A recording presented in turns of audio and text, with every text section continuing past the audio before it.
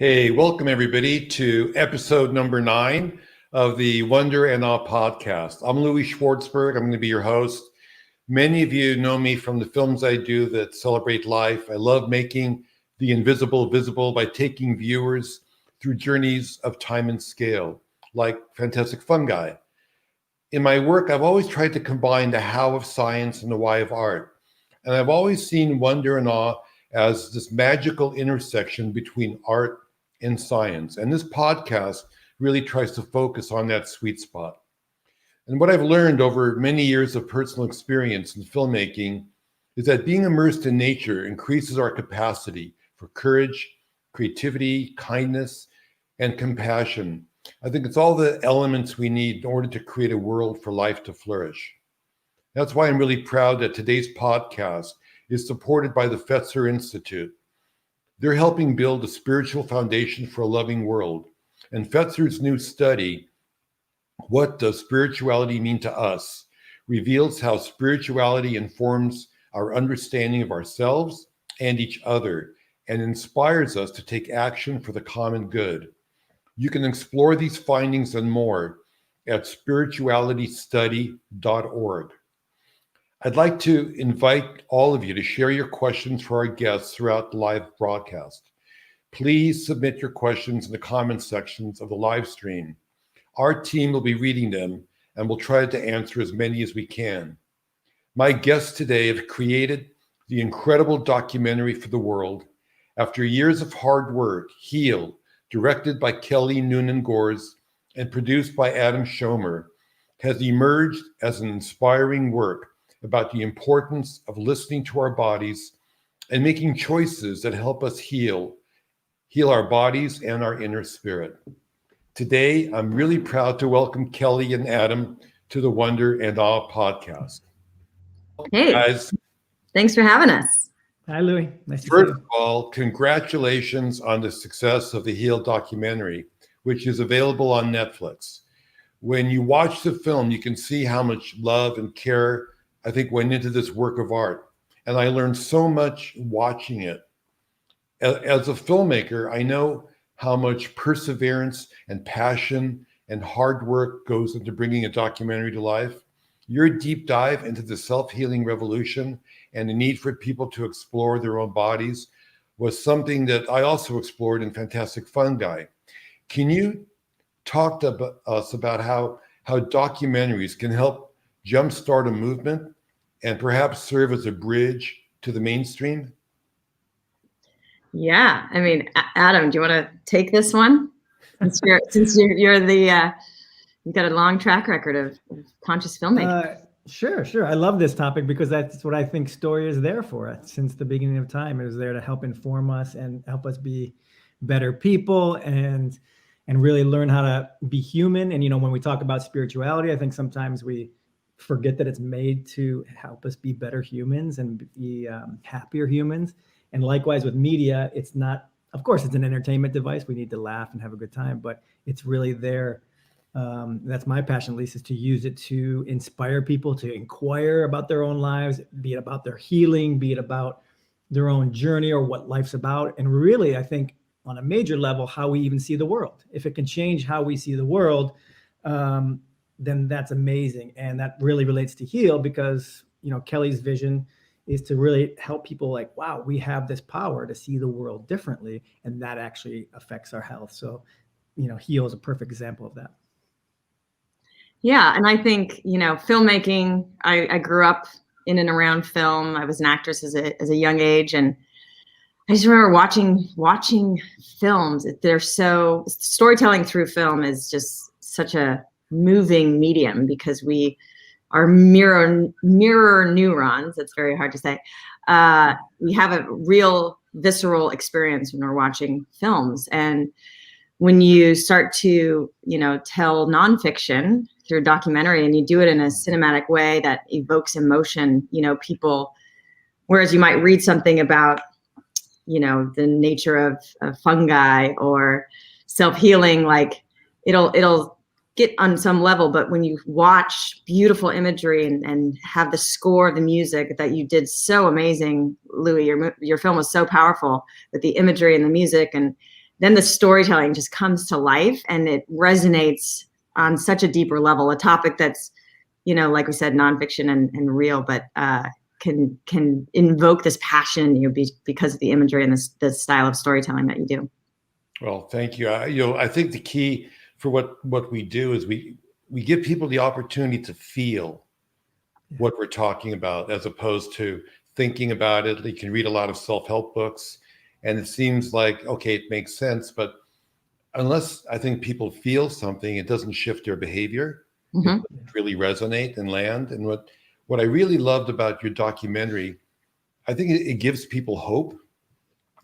I think, delivering hope is kind of complex, but it strives to help every unique individual find an optimistic view when faced with these daily challenges. And your film does such a wonderful job of translating, I think, hope through this notion of inner strength. Can you talk to us about that a little bit? Yeah, that was definitely one of the intentions. It was inspired in me to put this film together because I was so hopeful and empowered by all of the teachers that I put in the film personally. Almost every single one of them before I made the film had changed my life in some way through their life's work and teachings. And I felt so empowered, and in their teachings, whether it was science or spiritual or a combination of both, really just resonated with me that like we are co-creators with life and not victims of life. And there's so much we can do to change our energy and our frequency that then has an effect on our environment and our outside world and what we call into our lives. And so that was that kind of goal, was to inspire and empower. And with empowerment comes hope. And often when you face a diagnosis, that hope is just stripped away from you. Just in the way the medical establishment is trained, they're really sensitive around giving people false hope. So unfortunately, we've swung the pendulum too far in that direction. And the way doctors use language sometimes, or perhaps they've just been through, a negative outcome to this particular disease so many times that they have to protect their own heart, these doctors. So they're a little more clinical and hard. And that really alienates the patient and just saps their hope, because we pick up on that vibration of what the doctor's saying. And as we study how powerful our mind-body connection is and how our subconscious beliefs really are what it's all about. If someone attacks your belief in what's possible, it downward spirals from there. So I really wanted to pump up people's belief in possibility, so that they could be hopeful, because hope and belief in possibility are essential if someone's going to heal and defy kind of statistics. Yeah, I think that's the scary part too with doctors. It's like you get the severe diagnosis, right? And then immediately they'll tell you the odds. Well, there's a 50% chance it'll go away, or you may only have 2 months left to live. And as you showed in your movie, that's not true. I mean, that you can, shift everything.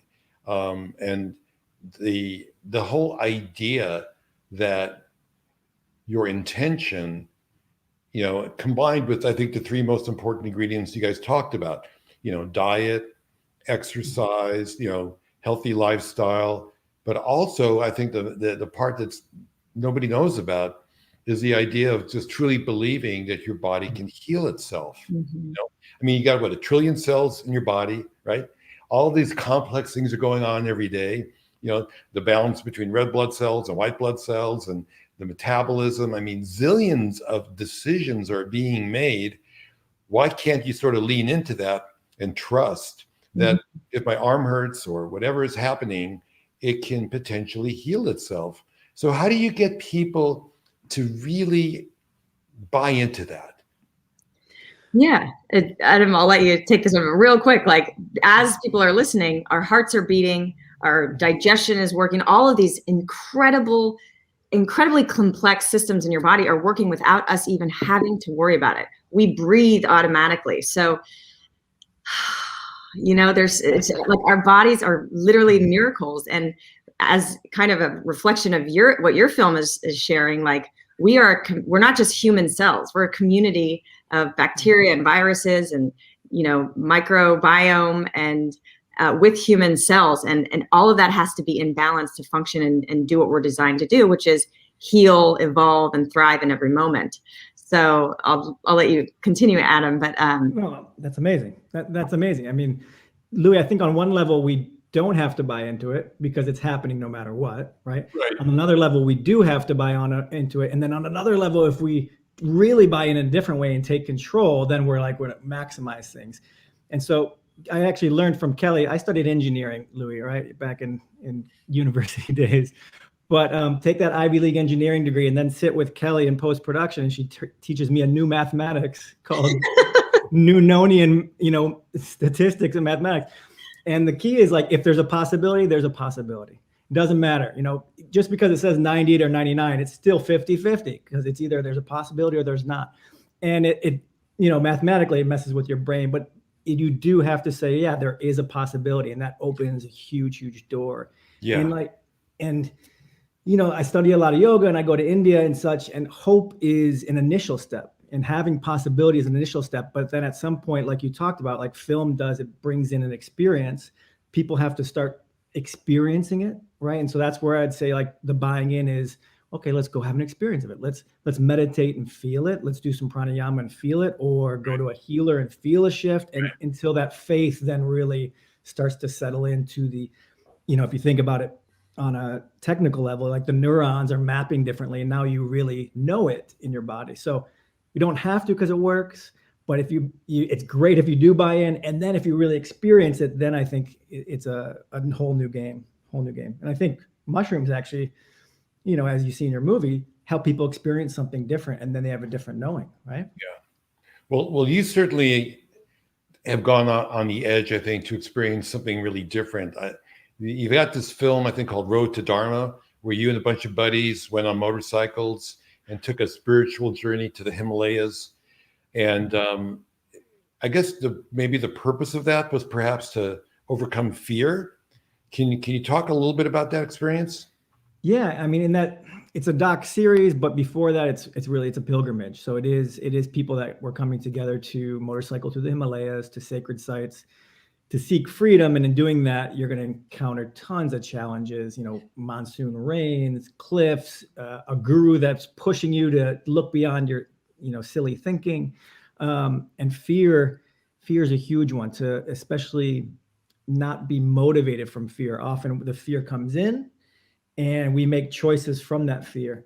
Right. And to be able to take that pause and watch the fears come up, and watch our samskaras, or conditioning is a good word to use, conditioning come up, and not act on it. Instead, to act from a place of love or a place of faith, or in the case of the journey, our intention's freedom. So let's remember that we came here to be free. So when stuff does come up, let's use it for our freedom. And if people can remember that in a healing journey, that's why I loved, when Kelly talked about this film, we're going to follow, people that are healing, and that's the biggest adventure you can imagine. So anxiety comes up, but if you can remember that even part of the healing journey might be to show you something else, might be so you can learn something else, and it's not just about maybe fixing what's wrong, then we shift our perspective of the world. But, for me, I think approaching fear or doing things that bring up fear is really important.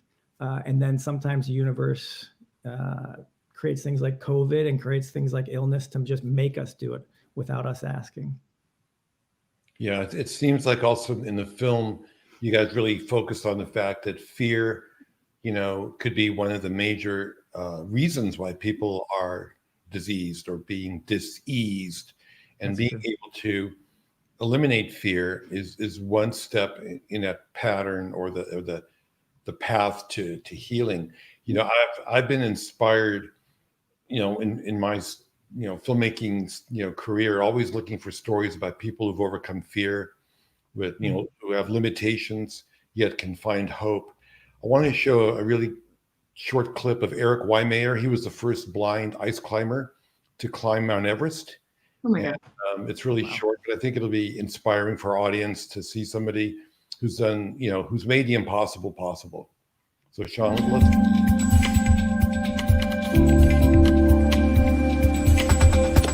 I think all the things that you need to survive and do well on a mountain also help you do well in life. I had been learning how to use ingenuity, to use innovation to kind of reach beyond the obvious and find these secret systems that enable me to do things that I might not have thought I could do. My name is Eric Weinmeier. I love to climb mountains, ice climb, rock climb, and that's pretty wild, I guess, for a blind person. I mean, being a blind mountain climber is sort of like being a Jamaican bobsledder. You know, the words don't necessarily go together. When I'm reaching out and swinging my ice tool, you know, I'm pretty sure it's a good hit, but you're never really sure. And there's a lot of fear, but on the other side of that, there's a lot of hope and excitement. I'm scanning my tools up the ice, and I'm trying to use the end of my tools as though they are extensions of my hands, where I'm actually feeling through the metal picks of my tools. And when I find something I think is a good hit, I'll just tap it and I'll listen to the sound, and if it's a good sound, then I'll swing. So my hands and feet are constantly sort of scanning around. I think sometimes that fear of reaching out into the unknown paralyzes people to the point they just decide not to reach out at all. And all the great things that have ever come to me have come through reaching out into that unknown. And I think life is just sort of an ongoing process of reaching out into the darkness when you really don't know what you're going to find. When I went blind, there was a time that I thought that life was filled with a lot of loss and not a lot of gain. Sometimes things are taken away and sometimes things are given to you, and you have to appreciate the things that you have. It always seems like I'm sort of precariously balanced between fear and hope. You have to kind of walk right in the middle.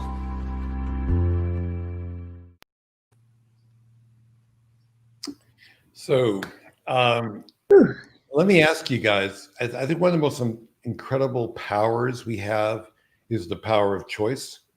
And every day, you know, we have choices and make decisions that are either good or not good for our bodies and for our lives. I mean, and there are so many reasons for maintaining our current habits and resisting change. And sometimes I think we're so overwhelmed by making these really fundamental changes that we know will be good for us, but it's hard perhaps for some people to have a major shift in their lifestyle. I remember when I was in college, I was eating a hamburger on the quad at UCLA. My buddy came up to me and he said I was eating a corpse. Oh boy. And from that moment on, right, the impact of that one little statement, I stopped eating red meat, you know. And then later on, of course, I investigated the fact that it's actually healthy for you and healthy for the planet. I like that reaction, like, oh, wow. But the light bulb kind of went off in my brain and I go, I'm not doing that again. Yeah. How can you, any suggestions you have to get people to, you know, make that fundamental shift? Whew, I think there's so many different ways, you know, wake up calls, or I just find that, you know, the universe, life, God, whatever terminology someone may use, is constantly nudging us towards our evolution of our highest potential or highest expression of our, you know, highest self and our purpose for being here. And sometimes we can wake up with a comment from our friend. And sometimes, you know, after many different kind of nudges and taps, you know, the universe whacks us over the head with a daunting diagnosis or loss or whatever it is. And so, yeah, it's so tough. It's so tough. I think it's different for everybody. But, you know, when you start to practice awareness in any form and you start to pay attention to how you feel, how certain foods make you feel, how certain people make you feel, and you start to just, you know, wake up to the present and understand that we're all energy and we're all interconnected, and start to just practice awareness in any way, shape, or form, then, you know, change is a lot easier. When you're unconscious and kind of, you know, spending all of your energy resisting life or in fight or flight for whatever reason, or childhood trauma or whatever that is, it's much more hard, you know, it's much harder to be present and aware to those kind of wake up calls and ability to change. So It's a tough question, and I don't think there's an easy answer. Adam? I agree with all of that. And, maybe to add a little bit would say to surround yourself with people that might push you, is a good way, be it a loved one, girlfriend or a boyfriend that makes you do different things, right? I like my certain ways, but if someone you're with likes to do other things, it just pushes you out of your box. Right. And I think the word commitment is a really big one, because you commit, and then of course, 6 o'clock comes around, and you're like, you don't feel like meditating, but you committed. And so you show up, and every time you do that's something. So making that big commitment, what be it to take a course, or be it to take a pilgrimage, or just to, if it's a New Year's resolution, like I'm going to go to a different coffee shop or drive home a different way every day, just to like change my brain. I think commitment is commitment and willingness are like the two things. I want to do it, and I say I'm going to do it. Yeah, it's hard. It's hard. I need to exercise more, and I'm so busy, or I plan my life to be busy, whatever it is. But it's my one weak spot personally, where I know I need to do more exercise and all that stuff. And it's hard to have that kind of discipline, but we all need to work on it, And it's sometimes just a simple reframing, like looking at meat as a corpse, or which may change the trajectory of my life after this conversation. I still eat meat. But like just exercising, I did a little story on my Instagram the other day that so many people have this heaviness or resistance around exercising because it's hard or uncomfortable, or they're beating themselves up because they should be this way, or they should be skinnier, or they should be stronger, or they should be whatever. And if you can just like subtly shift, go, no, exercise actually, for me, it's like my mental health drug. Like just knowing that, okay, if I do 30 minutes of, whether it's walking around the block or, 10 minutes of push-ups and sit-ups and jumping jacks just to get my blood moving, that activates my lymph system. It helps me to detox, and it floods endorphins into my brain. And that's like my happy chemicals for today. So I'm just going to do 10 to 15 minutes just for my mental health today. Just like shifting your perspective and changing the narrative that you have around exercise. Yeah. It doesn't have to be 45 minutes in the gym. It doesn't have to be a 5-mile run. It can just be 10 minutes of movement or 30 minutes of movement just to get those endorphins going for the day and energizing it, Yeah. I love what you're saying about shifting your perspective, because I think what I learned from watching your movie is that, your worldview is your life.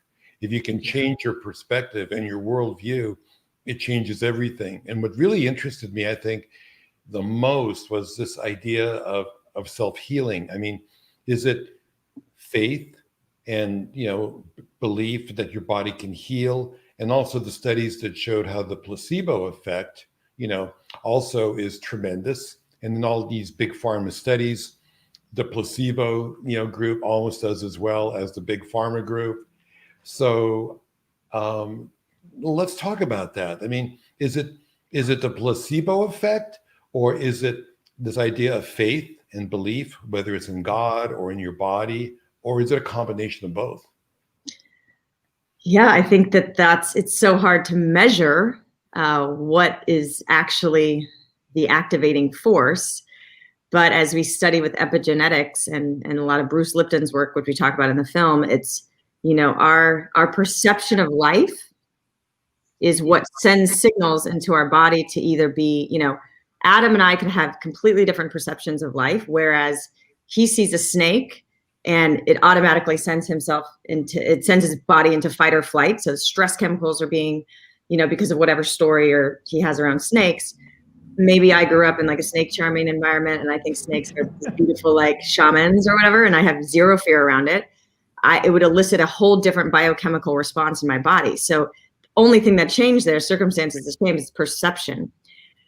So if we have a perception that we're taking an antidepressant, but actually we are in the control group, and the scientists nor us know that it's a sugar pill, and it's an innate, inert substance. But we take that, and our perception is, this pill is going to make me feel better. That belief, that meaning, and that expectation is our perception. It triggers our brain to release the exact same chemistry that pill is giving the other group into our body. So our brain is our best pharmacy. The only thing we're taking a sugar pill, it's not doing anything, but our perception is activating the exact chemistry we need to have that effect into our life, in our body. So I think that's fascinating. That shows me that, our perception, our expectation, and our belief directly affect our neurochemistry and our biochemistry and our ability to heal. So belief is pretty much everything. I think it's great. It's good. Well, the power of that is just, phenomenal. Sometimes, whether it's a meditation practice or even, taking plant medicine can also be a way to shift your consciousness and your worldview. Like in our film, we had examples of people with severe depression, anxiety, or end of life, severe diagnosis at Johns Hopkins being treated with psilocybin, which is, the ingredient in magic mushrooms, in order for them to be able to feel a sense of oneness, the ability to lose their fear of dying, which enables them to embrace living and heal faster, which I thought is just incredible. And the results of it are really phenomenal. So I know that more and more people are becoming, interested in integrative medicine, working with doctors, nutritionists. How do you see our society moving toward a path where this knowledge and the resources that are provided by Mother Earth can be embraced on a larger scale? Yeah, I think we're definitely heading in the right direction, but not without, it's clear that I read something the other day from a holistic psychiatrist that says, depression she really thinks that the depression and anxiety that's skyrocketing in our teenagers, yes, there's social media and technology and everything, but it's the disconnection from nature. Our ancestors, even 40 years ago, when we just had like bicycles and we came home when the street lights came on, we didn't have a bunch of screens and disconnected from each other and from nature. We were more on the cyclical rhythms of nature and in alignment with that. That disconnection is what is causing so much dis-ease in the individual and in our society. And so with the introduction of things like psilocybin therapy and marijuana and just all of these kind of portals into that connection and that introspection and that oneness or whatever these different, I talked to a veteran, a Navy SEAL that healed after being given he came back from war after 13 years in war, and he was with lots of impact with the bombs and everything that he was working on. So there's mild traumatic brain injury. There was PTSD, even though he didn't seem to believe that he was traumatized because he chose to be there, and he was a Navy SEAL. So he loves that stuff. But he came back, and after the month-long assessment at the Veterans Hospital, they put him on 20 different medications, and it just spiraled down from there. Right. He finally found healing through a clinical ibogaine study from the iboga plant, which is, again, plant medicine. And it just reconnected all of those disconnected parts of his brain. And I love the part in your film where the guy experiences oneness and is hugging the tree and the storm is coming. And then you give us a visual experience of all the colors and the geometry and as if we're kind of going on a trip, and my heart was opening watching it. So it was like a full experience. And that's it. It's it's the future is a reconnection to nature and each other, compassion and community. Right. And I think we're maybe at that pinnacle of disconnection right now. And, we see it in the political terrain. We're seeing it in so many different ways. We're seeing it how medicine does amazing things when it comes to acute medicine. Right. But when it comes to chronic issues, it's not promoting our health as much as they would like. So I think that we are trending towards a reconnection to nature, to each other, and to ourselves. And that's hopeful to me. Louie, I was just going to add that part of when Kelly and I sat down at the beginning of making Heal, it was asking her, what do we want to change? What do we want to affect? And, she was very clear. We're not trying to change from the system down. We're not trying to like hit the healthcare people and make them change. We're going to make something that the individual then can change their perception, can build up, right? So that we can all start demanding more emotional and plant medicine and stress relief to be part of the medicine practice. So I think that's also a trend too, just in change, is like, let's impact the individual, and enough individuals get together and start going, no, we want a different system, and just start acting differently, right? Just start seeking out different practitioners and being in nature more. Kelly, there's even a thing called NDD. I don't know if you know, nature deficiency disorder. It's a real thing, right? That people realize is true. So not only do we need more nature, but I think we actually need more community, more people, more connection, more support, and all that. Nature, I mean, who would ever think that nature deficit disorder is something that you have to put a name on? I was almost flipped out when I did a film, Wings of Life, about, the bees disappearing. We have something called colony collapse disorder, which is this incredible, important thing called pollination that gives us all the healthy food we need. But to think that nature deficit disorder, especially with children and young people, is a major problem, where they're not only their disconnection from nature, but just a physical disconnection, where they have more allergies and more psychological problems just because they're not outdoors. I mean, we've been outdoors for eons. Probably you could say in the last couple of 100 years that mankind or human culture shift into more of like an urban type, environment. And our brains were always, I think, evolved to be present in nature, to be in the moment, like, oh, wow, there's water, there's berries, there's something to eat, or danger, whatever it might be. And now our brains have to deal with thinking, like all of a sudden I got bad news. Well, I can't run away from the bad news, but, you're building up all that, the adrenaline, the cortisol, the stress that's just being locked in your body. And that, I think, is, probably the cause of a lot of the disease, we have right now. So, Adam, I love the fact that, both of you guys talked about too, this idea, it's a grassroots approach, that you're coming from the bottom up. I feel like with Fantastic Fungi, we wanted to kind of take the knowledge that's below the ground, above the ground, this idea of this mycelial network, a shared economy, where nutrients and knowledge are shared, not based on greed, but in order for ecosystems to flourish, which I truly believe is nature's operating instructions. I mean, that is survival. That is how everything evolves. And the importance of community has only, I think, been emphasized with the pandemic. I mean, one of the things we're all suffering from, which we all took for granted, was this idea of connection with friends and family, being able to, to gather. It's so bizarre that, we kind of look back even a year from now and go, do you remember when we went out to dinner? Or do you remember when we had that event and we could do a party? And it seems like this utopian dystopian, utopian past, either way, that occurred. So I think that, I just want to share that, I'm a big fan of biomimicry.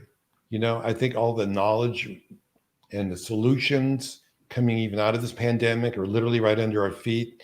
And I've got a little short clip about the mother tree, about the mycelial network, which I just want to share with you guys. It's pretty short, but I think it's a wonderful example of what we don't know, that is literally under the ground. Cool. Just to give you an idea of how much fungi are in the forest, as you're walking, there's about 300 miles of fungi under every footstep that you take, and that's all over the world. And they form these massive links. It's like a big web, just growing through the forest.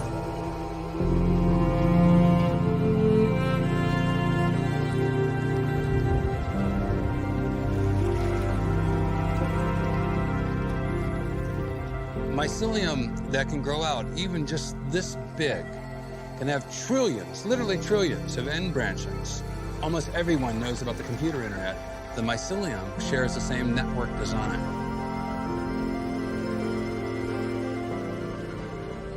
Trees are communicating using the mycelium as pathways. They're connecting one tree to another. They're using the mycelium too to feed one another. In other words, one tree can swap nutrients with another tree using mycelium as the passageway.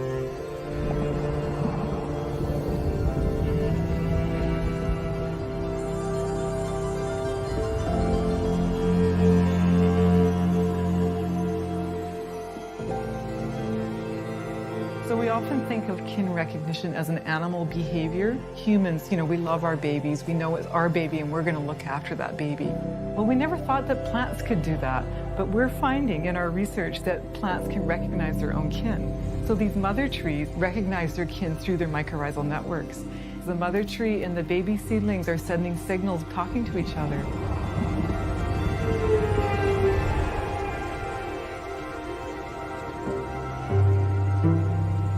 When they're connected together and carbon is moving between plants, the trees are supporting the weaker ones. If she knows that there's pests around and that she's under danger, she will increase her competitive environment towards her own babies so that they regenerate further away. It's a magical thing. And this could not happen without the fungi.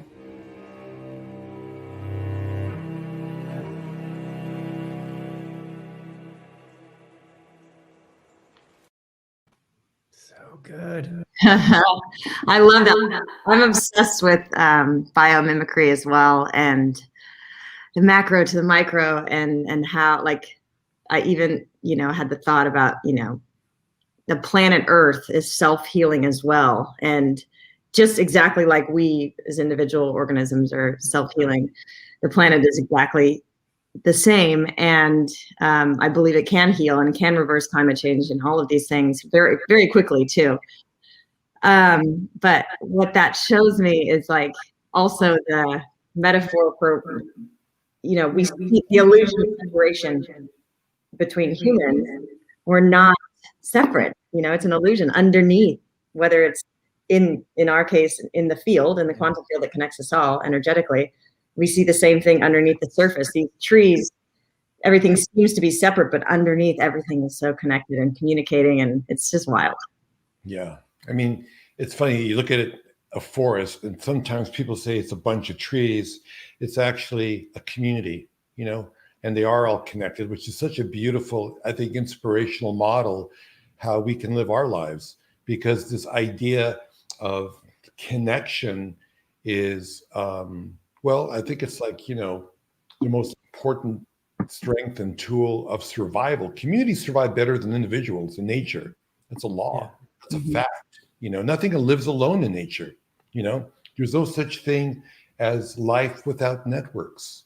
These are all biological truths that, we've forgotten or have become less aware of as we live in this world. I'm an individual, and it's all about me, and my worldview is like the only view there is. That's why I like to do, time lapse and slow-mo, is to break that construct that this is the only way to look at life. The point of view of a flower, the point of view of a bug, the point of view of a redwood tree, they're all valid.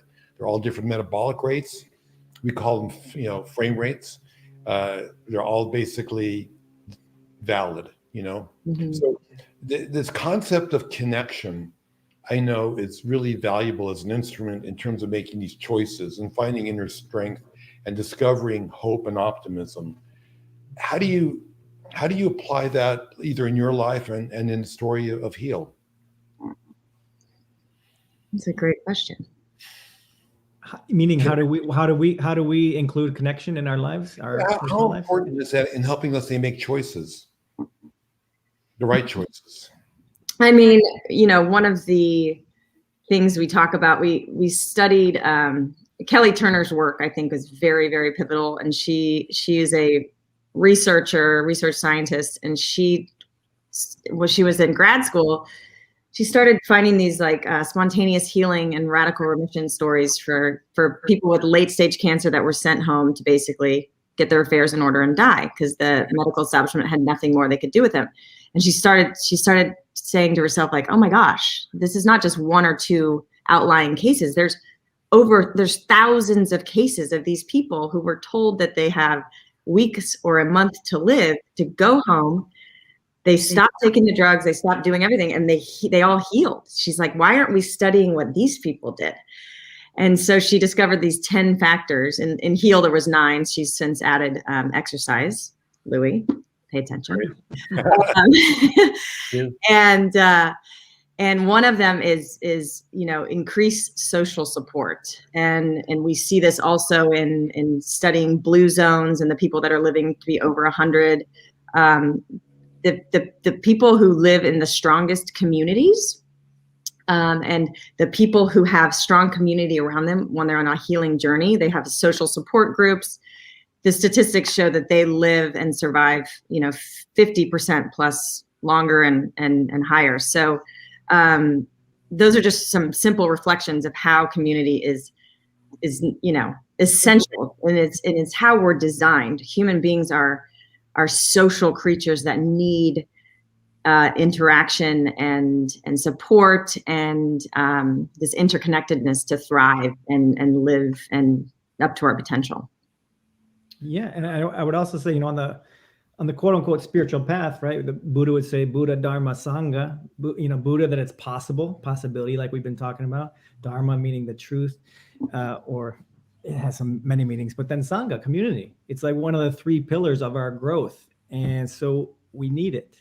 We just do. We need people around us reminding us, because we invariably fall off. Or I'm going to keep poking the exercise too. We forget to get an exercise buddy. That's I do yoga at the beach, Louie. You can come join me. I really do. I invite people. I'm like, you can come. It's not a class. I'll lead us, but that it makes me committed to go.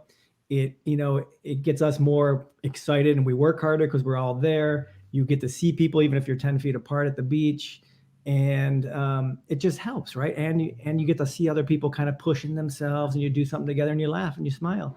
And I can't tell you, just that simple practice of maybe, for anyone listening, just inviting others, including others in what you're doing, and just saying, hey, I'm going to go do this. Does anyone want to jog also? Why not? Right. And I think what, like Louie mentioned earlier, it just gave me chills, because this pandemic, this forced separation, this forced isolation, which we have now gotten a glaring glimpse that isolation is the quickest path to, depression and suicide and addiction and all of that.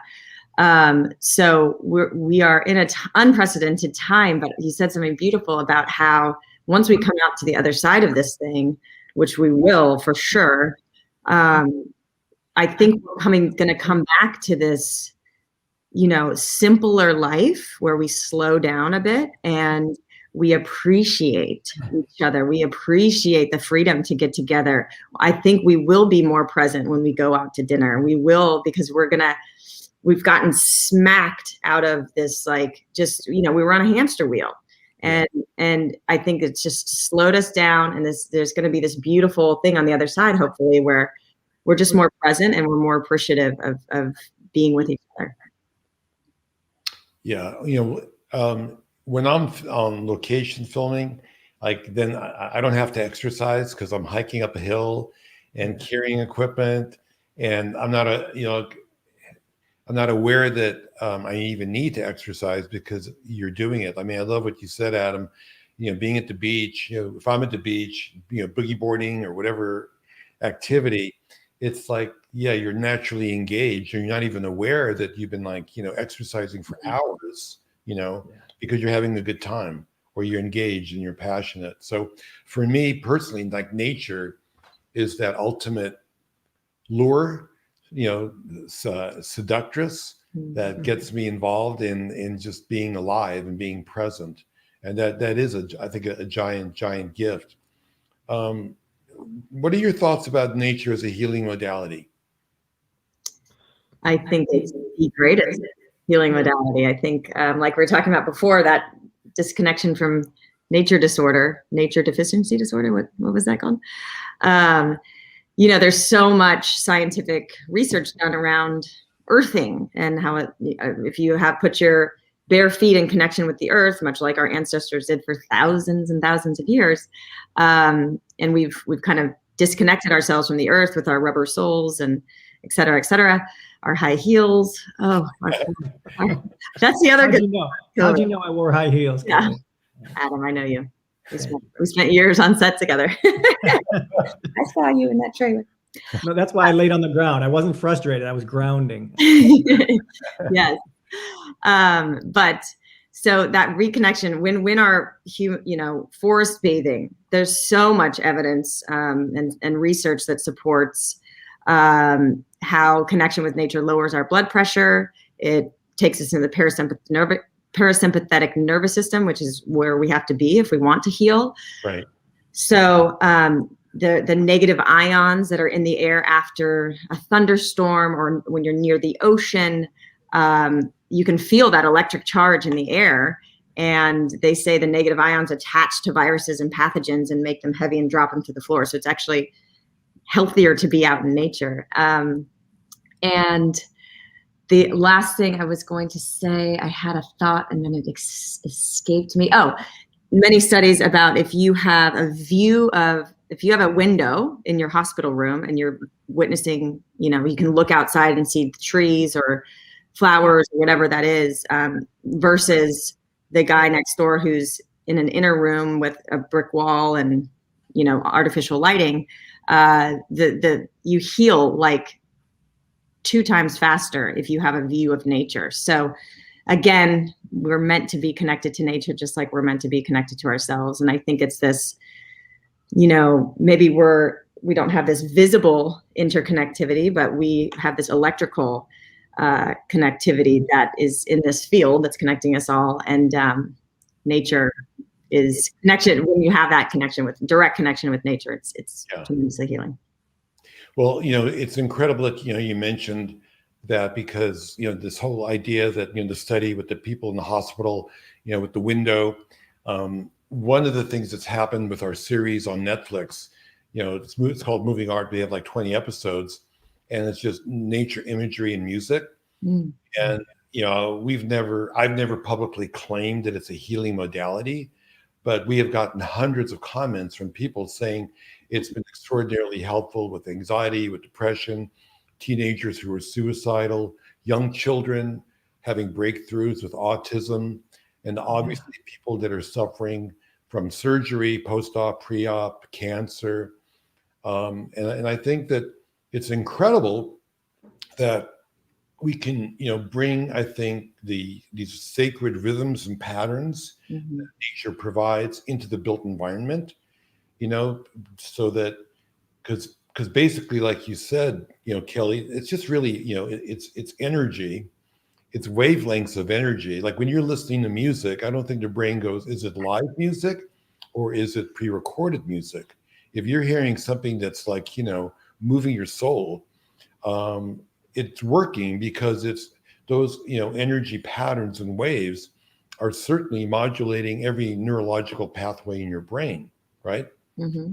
And so I want to share just a really short clip of it's just been incredible that we've been able to crack the door a little bit with the idea that we can bring this into healthcare as a healing modality. 80% of the information we receive comes into our eyes.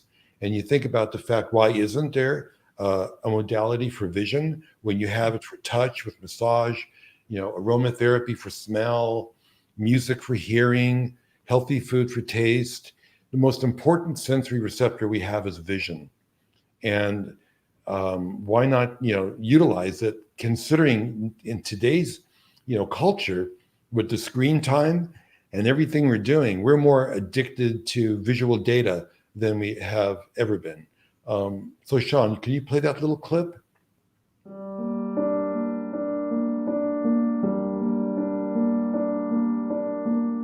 Do you consider your films to be a visual meditation?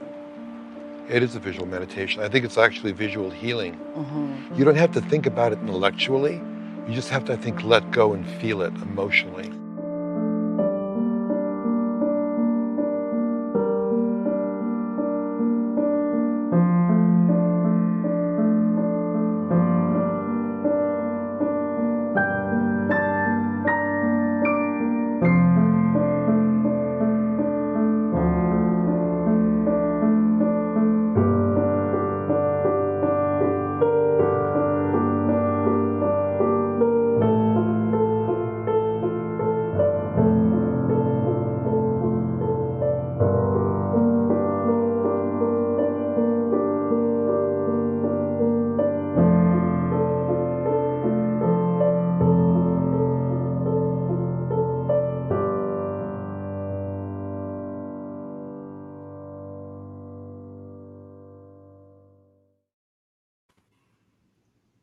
So cool.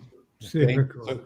So what triggered this was at UCSD, they had a brand new hospital called the Jacobs Medical Center about a year ago, a brand new $1 billion hospital. And I was getting this tour, and they have all these smart TVs in every room. And I'm sure you're aware there's a big movement now in healthcare called patient experience. Mm. They really try to focus on, tasty food, healthy food. They give a patient a tablet that controls the lighting and the shades in the room.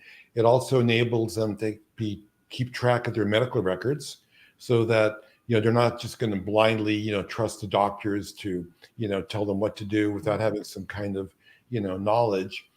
And then I thought, well, wow, if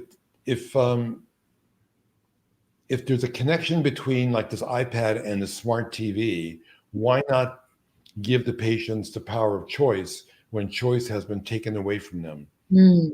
And so I came up with this notion, let's put a question on the iPad that says, where in the world do you want to go to be healed? And the choices are forest, ocean, desert, flowers.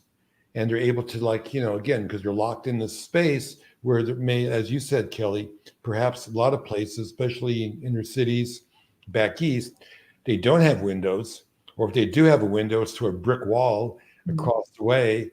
And we can bring that healing energy, to people that are suffering. So I think, we're just scratching the surface on what can happen with the idea of using, nature imagery as a healing modality. Beautiful. It's amazing. And even like I was saying, the part of, sorry, Adam, your film was so visually beautiful. And I'm also intrigued by just mathematics and in that mycelium interconnectedness underneath the surface, like how that's likened to computer networks and all in the internet. And like, right. That is just so just sacred geometry and the mathematics of it all. And I had a healing, like visceral response watching your film and I hadn't taken any magic mushrooms, but I was just going on a trip that was having a physical effect. So I think, if you can incorporate that in the iPad choices, that it's so beautiful. The colors, the music, it's really like a sound and visual healing. Yeah. So you'll be excited to know that starting next month at St. John's in Santa Monica, we're going to be doing the first ever clinical trial where we're going to be combining my visual imagery for a 40-minute opener with psilocybin to treat alcohol addiction. Ooh. Yeah. Cool. And I'm kind of pinching myself going, I can't believe this is happening. I may be the first filmmaker on the planet that created a movie for people taking psilocybin inside of a hospital. But look how far we've come. It's amazing. Right? I mean, isn't this cool? So cool. And by the way, it's needed more than ever because I think we're drinking more than ever. Yeah. So again, what are they going to watch as part of their treatment? Explain it again. They're going to see a montage I created of nature imagery, primarily gorgeous shots of waterfalls and aerials. Everything is real. I don't really manipulate the imagery at all. However, the imagery I use has, I think, a lot of rhythms and patterns that are kind of abstract in a sense, that helps you kind of let go. Like, am I looking at raindrops, or am I looking at snow falling, or am I looking at, a close-up of, mycelium growing in a petri dish, or is it an aerial of a desert landscape, with long dissolves and beautiful music? So hopefully sort of let go and absorb the language of nature. Because I think what happens a lot of time in the brain is we're trying to identify things. Oh, well, that's Monument Valley, that's Yosemite, and where are these great places? And once you identify it, you put a name on it, you think you're done, but it's a distraction. Mm-hmm. It's like, what am I really looking at? Why does that move me? Why does it open my heart? Why does looking at a giant rock called Half Dome shift me in ways that I can't describe? And so you just feel it, I believe, and stop asking all these crazy questions. Yeah. So, and then on Netflix, you said Moving Art, right? Is also, you can just watch that on Netflix. So I could just have that background. That's cool. Yeah, I'm yeah. just gonna have it We on have my 20 screensaver. episodes. And Oh, what's yeah. just remarkable, especially now with COVID, is that, look, you can't travel, right? And there are a lot of people that are, living in marginalized communities that without COVID, they're never going to go to Galapagos. They're never going to go to Africa. They're never going to go, scuba diving underwater with a whale, right? So why not experience that? Just like many people will never be at a live concert with the Beatles or Jimi Hendrix or Lady Gaga. That doesn't mean you cut yourself off from that experience. You can have an experience that, again, if it's, with wavelengths of energy, why not, why not soak it up? So, I think more and more we're going to be more conscious of the input we put into our brains. We finally learned that smoking is bad for your lungs. Hello, and then we finally learned that fast food is actually bad for your health, creating this, diabetic, problem. And it's taken a while, but I think it'll be a bigger movement where people are going to become very conscious about putting toxic material through their eyes into their brain. I mean, if you watch TV all day for a week, you'd probably witness dozens and dozens of murders and shootings, which you would never probably experience in your life ever. But why soak up all that trauma, unnecessarily? And I hate to say it, but we're on the same side here doing documentaries to shift consciousness. Why is there so much negative energy on every single channel? Why is it that a film like Heal, can't really find a home in the cable universe or the broadcast universe? It found a home on streaming, which is so beautiful. I believe it was the #1 documentary for a period of time. There's an audience out there that wants it. Just like there's an audience that wants healthy food, but we have a ton of McDonald's everywhere. That doesn't mean that people really want McDonald's. Maybe they don't have the option of experiencing what healthy food tastes like, because healthy food tastes great. Right? Yeah. I mean, I used to watch House of Cards, I used to, and I really had to stop myself because I realized I was a worse person afterwards. I was more distrusting. I thought people were all strategizing. And it's like, oh, what am I doing? And then you think back when I was a kid, I was always watching Nat Geo, I was watching just the plains of Africa. And it's like, oh, maybe we're coming back to actually like just seeing nature slowly on TV again. Or something inspiring like Heal, or like you said, an adventure somewhere in the world that you'd never have gone. That's how we need to use this. Well, I segued from House of Cards to following Donald Trump, and I have to admit, I was so addicted, and I am addicted. I really am. And we have to just be aware. Because it presses that fear button. It presses that kind of instant gratification, like, what stupid thing did he say today? And it's like, I just wanted to be on top of it. But that documentary that came out earlier this year, in perfect timing, The Social Dilemma, was so eye-opening for so many people to like literally seeing the manipulation of our beliefs and slowly coaxing us to be more extreme and just playing on the fear button, all for the ability to grab your attention. So it's brilliant, but unless you as a consumer are aware of this, conscious manipulation by these social media companies to grab your attention, and maybe it's not sinister beyond that. They just want more advertising dollars, but the side effects are sinister because you see all the divisiveness and the extremism that's happening. And so just to wake up and be aware of that, we can kind of, monitor and be more conscious about what we do consume content wise, because we have to maintain autonomy over our thoughts. And if we just unconsciously give our attention away, we're being manipulated, Attention equals consciousness. There's really no difference between the two. And I think that more and more people, are going to, wake up and realize that they have the power of choice, as we talked about earlier. Perhaps it's the greatest power on the planet, and they need to choose to experience films like Heal, in order to be able to kind of reinforce the natural rhythms, the natural processes, the natural lifestyles that we were, kind of evolved into doing, as opposed to being manipulated by forces that want you to either buy a product or to grab your attention, to keep you glued. As you pointed out, it is about you making a profit. I don't think they're evil, but that is like the core, motivation for these companies. And I think the cat's out of the bag with it. And I think we have to figure out how to rein it back in, but we can't maybe legislate like what is truth or lies, big problem. But what we can do is give them something more powerful to look at. Yes.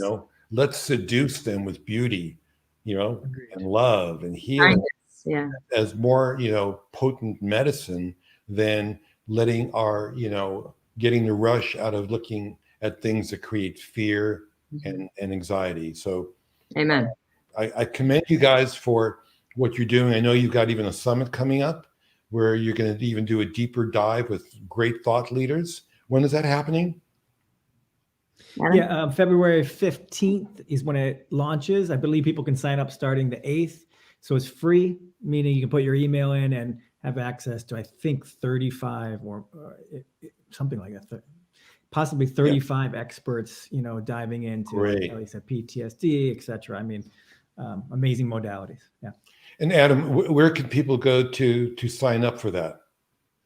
Right now, you could go to Heal Documentary right now and just put your email in and we would tell you. And if you go to Heal Documentary after healdocumentary.com after the 7th, then we'll have a link also to the summit. So that's probably the simplest way, healdocumentary.com. Yeah. Okay. Well, I highly recommend everybody do that, because I learned so much after my second viewing, watching Heal. It's incredible how much we forget. The brain has also the power to delete, which is a healthy thing. Because there's just too much data out there for all of us to absorb, and it's good to have these great reminders from people that are really experts. So thank you, Kelly. Thank you, Adam, for sharing your thoughts, your wisdom. Thank you for your perseverance and dedication to making a documentary movie. Most people don't know how difficult it is, how incredibly how much passion it takes to do and hard work it takes to do. We don't want to talk about how difficult it is to raise money to do any of this stuff, which is the part we maybe enjoy the least, because there is no giant, reward in terms of profitability. It's just getting the message out. That's what motivates you guys. And we all thank you for that. I also wanted to thank, the Fetzer Institute for sponsoring our podcast, for helping to build a spiritual foundation for a loving world. I wanted to thank our producer, Sean, also Leland, Annie, Courtney, and Sarah from Moving Art, and Bethany, Ron, and Deanna from Magical Threads. Stay tuned. We got more incredible people to share their wisdom and knowledge coming up in future episodes. And may the spores be with you. Thank you, Louie. Take care, everybody. Thanks.